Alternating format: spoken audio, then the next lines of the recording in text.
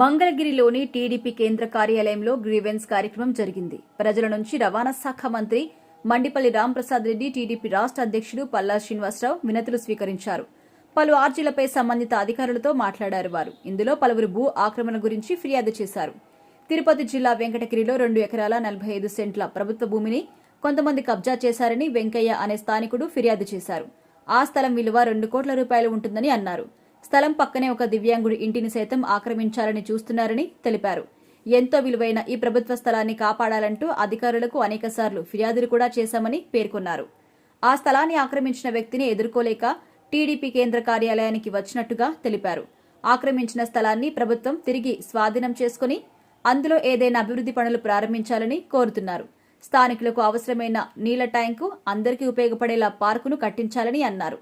అదేవిధంగా దివ్యాంగుడి ఇంటిని సైతం కొలతలు కొలిపించి అతనికి ఇవ్వాలని వేడుకున్నారు.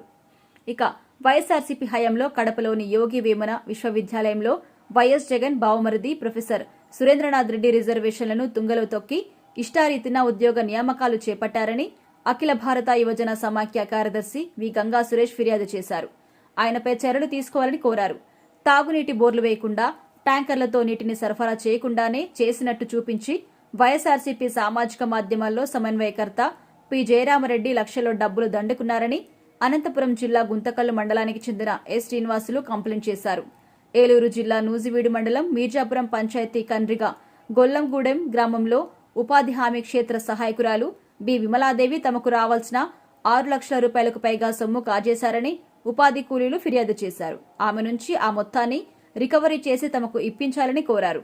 ఇక మంగళగిరిలోని టీడీపీ కేంద్ర కార్యాలయంలో గ్రీవెన్స్ కార్యక్రమం జరిగింది. ప్రజల నుంచి రవాణా శాఖ మంత్రి మండిపల్లి రాంప్రసాద్ రెడ్డి, టీడీపీ రాష్ట్ర అధ్యక్షుడు పల్లా శ్రీనివాసరావు వినతులు స్వీకరించారు. పలు ఆర్జీలపై సంబంధిత అధికారులతో మాట్లాడారు. ఇందులో పలువురు భూ ఆక్రమణ గురించి ఫిర్యాదు చేశారు.